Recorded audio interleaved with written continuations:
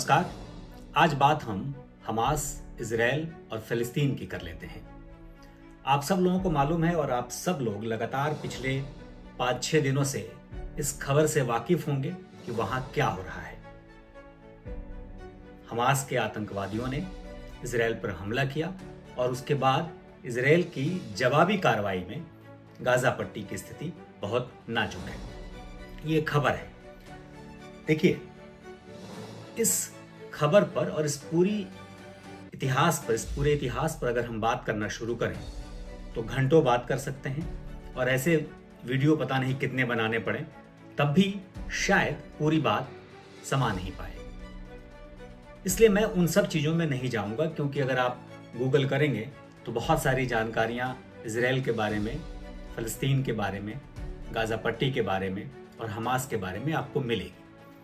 लेकिन आज हम बात कुछ मुद्दों पर करेंगे।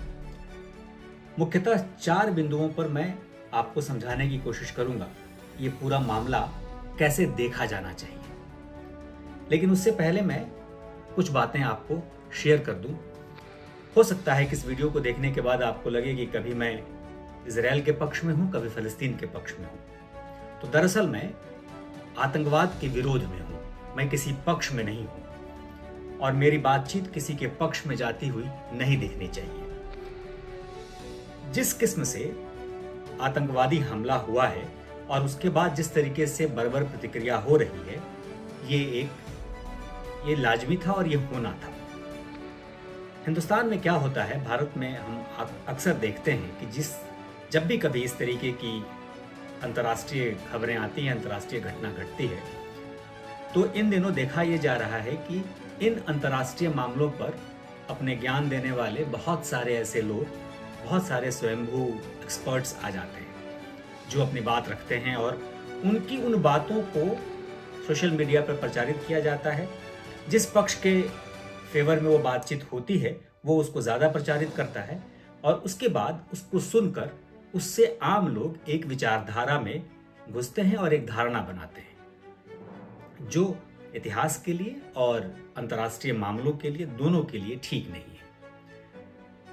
वो इसलिए मैं ये बात कह रहा हूं कि बहुत सारे ऐसे लोगों को मैंने देखा है, उनके मैंने वीडियोस देखे जिनको शायद इस बात का भी इल्म नहीं होगा कि फ़लस्तीन और इजराइल के पास आज कितनी ज़मीन है और कितनी ज़मीन की लड़ाई कौन लड़ रहा है, लेकिन वो अपना ज्ञान देते हैं। खैर, मैं उन मुद्दों पे नहीं जाऊंगा किसने क्या कहा, लेकिन इस बात पर जरूर मैं आज बात करूंगा कि क्या कहा जाना चाहिए।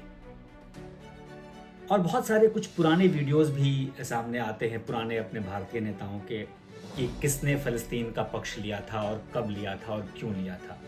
उन सब बातों के लिए भी कभी एक बार हम फिर से वीडियो बनाएंगे, क्योंकि समय के साथ साथ परिस्थितियां बदलती हैं, परिस्थितियों के साथ साथ अंतर्राष्ट्रीय रिश्ते भी बदलते हैं और वहाँ ये देखना ज़रूरी होता है कि आखिर उस अंतर्राष्ट्रीय रिश्तों में भारत के लिए क्या बेहतर है।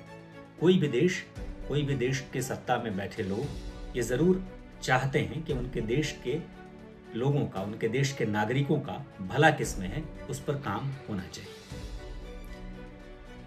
तो दरअसल क्या है कि इस पूरे मामले में सबसे पहले तो आतंकवाद की भर्त्सना होनी चाहिए और आपको समझना होगा कि फिलिस्तीन और इजराइल की लड़ाई में एक आतंकी संगठन हमास एक प्यादा है और उस प्यादे को शह आज की तारीख में अगर ये कहा जाए कि फिलिस्तीन नहीं दे रहा है तो ये गलत बात होगी। लेकिन क्या सिर्फ फिलिस्तीन दे रहा है, या गाजा पट्टी जो इलाका है जहां से पहले, मतलब अगर हम 2007 की बात करें तो 2007 के बाद से इजराइल वहां पर अपने अधिकार नहीं जताता है। उसके पहले की कहानी अलग होगी।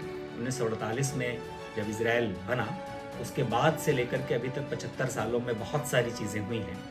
खास तौर पर अगर हम मुस्लिम देशों को देखें, अरब देशों को देखें, तो ज़्यादातर देशों ने अभी तक इजराइल को एक देश के रूप में मान्यता नहीं दी है। ये भी बहुत एक खतरनाक स्थिति है। वहाँ पर इजराइल में यहूदियों की आबादी है, करीब 85% के आसपास 80 से 85% यहूदी हैं और 10-12% वहाँ मुस्लिम हैं और उसके बाद 1 से 1.5% वहाँ क्रिश्चियन हैं। ये आबादी है वहाँ। तो जिस तरीके से बर्बर हमला हमास के आतंकियों ने किया और किस कार्यक्रम में किया, एक शांति को लेकर के हो रहे संगीत समारोह में उन्होंने यह हमला किया और उसमें घेर कर इजराइल के लोगों की हत्या की, औरतों की, बुजुर्गों की, बच्चों की।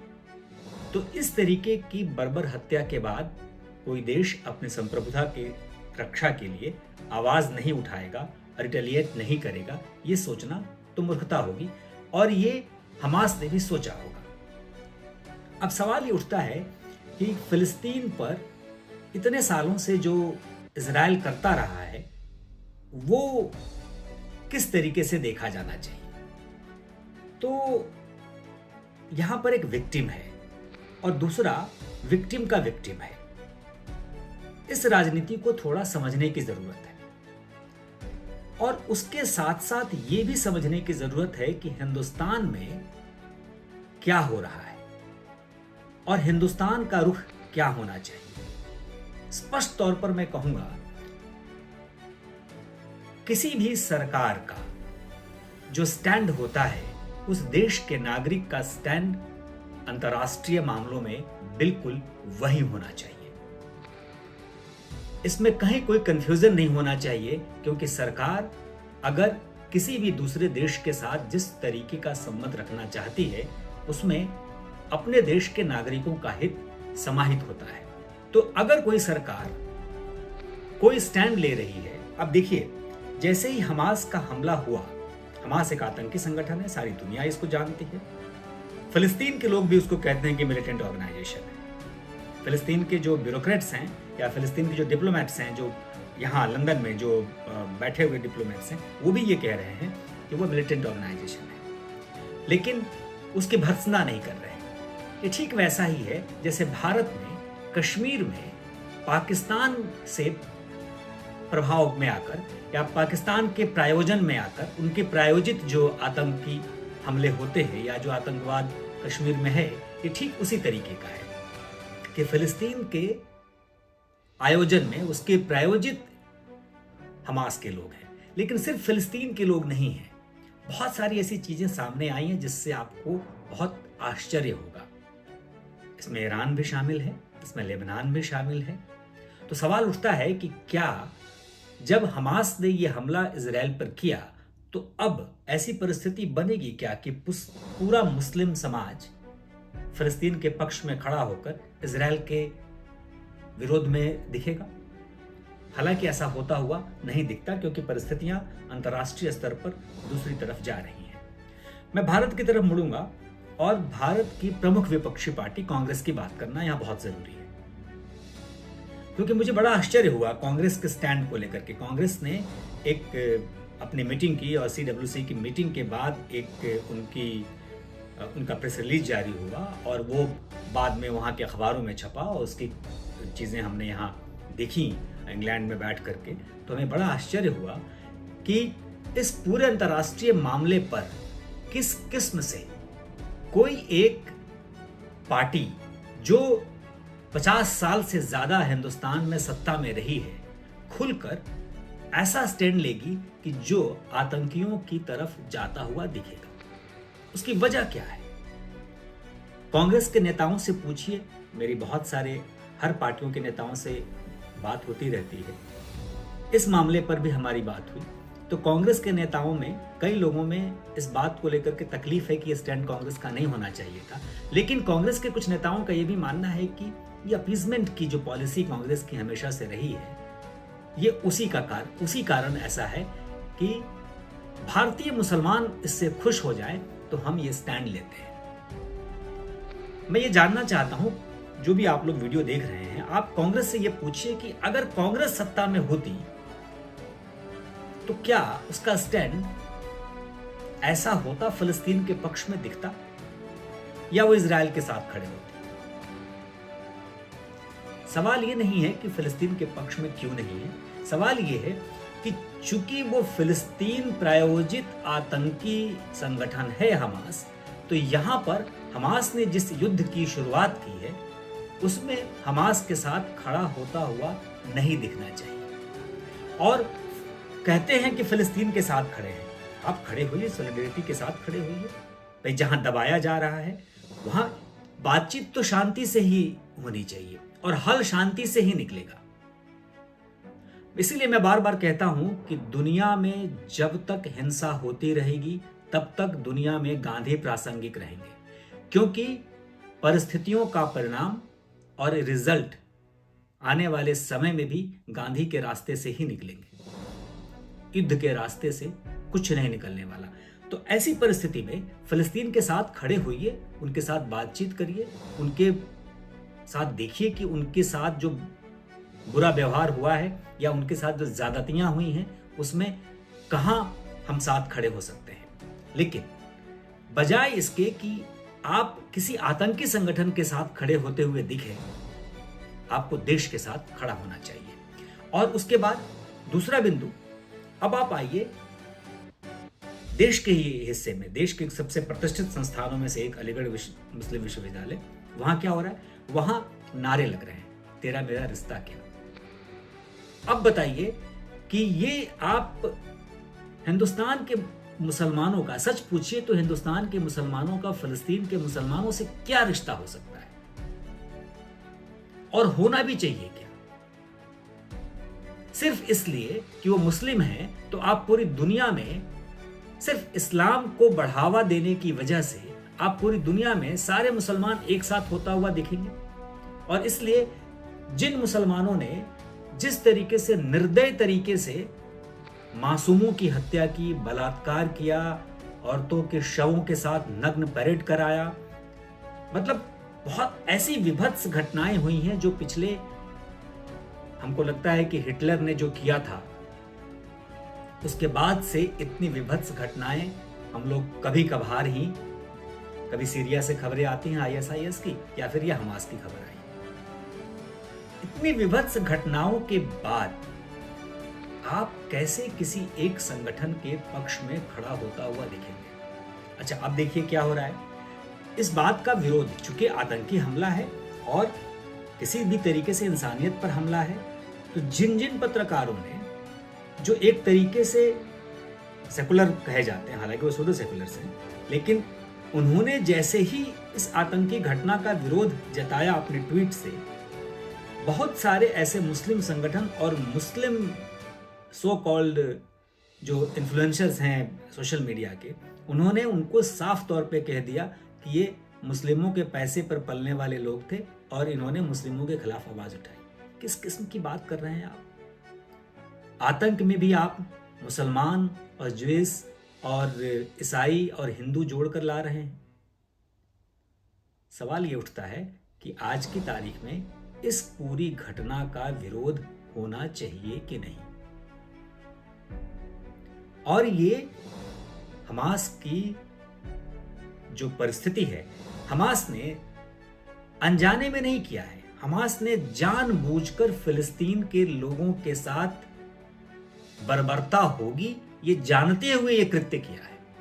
क्या उसको ऐसा लगता था कि वो इजराइल पर हमला करेगा, वहां हजारों लोगों को मार देगा? एक शहर है किब्सुक, उस शहर के 50% लोग, मतलब छोटा शहर होगा, छोटा सा इलाका होगा, उसके 50% लोग खत्म हो गए हैं। मुश्किल से वहां 1700-1800 की आबादी थी और वहां के एक फौजी अफसर का मैं बयान सुन रहा था कि वहां 800 से ज्यादा लोग तो वहीं उनकी जान जा चुकी है। और जैसे जैसे पुलिस अब घुस रही है, इजरायली पुलिस अपने अपने इलाकों की छानबीन कर रही है, वैसे वैसे पता चल रहा है कि गांवों में लाशें पटी पड़ी हैं। तो इस तरीके से प्रायोजित हमला करके हमास को तो मालूम होगा कि इसका रिटेलिएशन होगा और फिलिस्तीन के लोगों के साथ बर्बरता होगी, और फिर आप बर्बरता के लिए विक्टिम कार्ड खेलेंगे। इसका मतलब यह है कि परिस्थितियों को समझना चाहिए और किसी भी कीमत पर आतंकी हमले के साथ खड़ा होता हुआ नहीं दिखना चाहिए। अब एक सवाल और उठता है, जो तीसरा मुख्य पॉइंट है मेरा, वो ये है कि क्या ऐसी घटना के बाद हिंदुस्तान को सतर्क होना चाहिए क्या हिंदुस्तान में भी, भारत में भी कुछ ऐसी चीज़ें हो सकती हैं? तो मेरा मानना है पहले भी होती रही। आप चाहे संसद पे हमला देख लें, 26/11 की घटना देख लें, मुंबई में ब्लास्ट देख लें, अक्षरधाम मंदिर गुजरात में हमला देख लें, ऐसी बहुत सारी चीज़ें, कश्मीर को छोड़ दीजिए, उसके बाद भी बहुत सारी घटनाएं ऐसे लगातार होती रहती हैं जो दूसरे देश से प्रायोजित है। आज जो मणिपुर में हो रहा है, मैं स्पष्ट तौर पर कह रहा हूँ, 4 महीने पहले का मेरा वीडियो निकाल कर देखिएगा, सवाल मैंने तब भी खड़े किए थे, और आज की परिस्थिति में भी मैं कह रहा हूँ कि वहां पर भी अंतर्राष्ट्रीय हस्तक्षेप के बिना ये पूरा मामला इस कदर बिगड़ता ऐसा नहीं संभव था। सरकार का फेल्योर है वहां, इंटेलिजेंस का फेल्योर है वहां, जिस तरीके से इजराइल में फेल्योर है। दुनिया की सबसे मजबूत इंटेलिजेंस मानी जाने वाली मोसाद का फेल्योर है, उनके स्पाई का फेल्योर है कि भाई हमास इस तरीके से अचानक घुसा और पूरा तहस नहस करके चला गया, हजारों लोगों की जान चली गई। दोनों तरफ से अभी तक करीब 2500 लोगों के मरने की खबर आ गई है। यूक्रेन में यह आंकड़ा पहुंचते पहुंचते महीनों लग गए थे। लेकिन जो चौथा और मुख्य बिंदु यह है समझने के लिए कि आपको ये समझना होगा कि किसी भी कीमत पर क्या आतंकवाद का समर्थन दिया जा सकता है। भारत के मुसलमानों को यह भी समझना होगा कि देश भारत ही उनका है, और भारत की दूसरी पार्टियों का, जो लोग फिलिस्तीन के बहाने हमास का समर्थन कर रहे हैं, वो कह रहे हैं कि नहीं जी, हम हमास का समर्थन नहीं कर रहे हैं, हम फिलिस्तीन के राइट की बात कर रहे हैं। अरे आज फिलिस्तीन के राइट की बात तो कल होगी। अभी तो हमास ने यह हमला किया है और हमास पर जवाबी कार्रवाई हो रही है, तो आज बात तो हमास की ही होनी चाहिए। और ये जानबूझकर हमास ने फिलिस्तीन के लोगों के साथ ऐसा बुरा बर्ताव होने दिया, और इसमें फिलिस्तीन की भी भूमिका होगी, क्योंकि बिना फिलिस्तीन के जानकारी के हमास ऐसा करेगा इसकी संभावना नहीं है। ईरान भी साथ दे रहा है, लेबनान भी साथ दे रहा है, और ये लड़ाई एक बहुत ही विभत्स लड़ाई के तौर पर साबित होगी। और एक और बहुत महत्वपूर्ण बात, हम लोग आमतौर पर किसी भी देश में होने वाली किसी भी घटना के बाद पूरी दुनिया में एक चलन चलता है, हम लोग दान करते हैं, बहुत सामान डोनेट करते हैं वहाँ के पीड़ित लोगों के लिए। लेकिन इजराइल के कुछ लोगों को जब बंधक बनाकर हमास के आतंकी गाजा लेकर आए हैं, और गाजा पट्टी में जब उन्होंने उसको रखा है, बोरियों पर लिटाया है, जो बोरियां हैं उनकी तस्वीरें आई हैं, वो कभी जापान के द्वारा एड के तौर पर दी गई बोरियां हैं। मतलब जापान के लोगों ने कभी फिलिस्तीनियों को मदद पहुंचाई है, वो बोरियां वहां पहुंची हुई हैं हमास के पास। तो ये भी बहुत सोच विचार करके आगे करने वाला काम है कि आखिर हम जो चीज़ें लोगों को देते हैं ऐसी परिस्थितियों में, वो सही जगह पहुंचती है कि नहीं। पूरे मामले को थोड़ा ठीक से समझिए, और कभी भी कहीं भी इन ऐसे मामलों पर कमेंट करने से पहले थोड़ा इसका आकलन करना चाहिए। और जब भी मामला अंतर्राष्ट्रीय हो, मेरा ये व्यक्तिगत मानना है कि आपको देश के रुख के साथ खड़ा होना चाहिए, यानी सरकार के रुख के साथ देश को खड़ा होना चाहिए, क्योंकि सरकार अपने लोगों का भला जरूर चाहती है, जो भी सरकार हो। तो आज की तारीख में तभी आज देखिए इजराइल में क्या हो रहा है, यूनिटी गवर्नमेंट की बात हो रही है कि लड़ाई में सारी विपक्ष की पार्टियां भी और सत्ताधारी पार्टी भी मिलकर एक सरकार बनाएंगे और वो फैसला करके लड़ाई लड़ेंगे। ये बातें इजराइल में हो रही हैं। यूनिटी गवर्नमेंट बने या न बने भारत में, लेकिन जब भी अंतर्राष्ट्रीय मामले में ऐसे मामले आए सामने, तो विपक्षी पार्टियों को भी सोचना चाहिए, और विपक्षी पार्टियों के फॉलोअर्स को भी सोचना चाहिए कि सिर्फ सरकार का विरोध करने के चक्कर में देश के विरोध के पक्ष में खड़े होते हुए न दिखे। नरेंद्र मोदी का विरोध करने के चक्कर में कांग्रेस आतंकवादियों के साथ खड़ी हुई दिखती है। ये बहुत दुर्भाग्य है।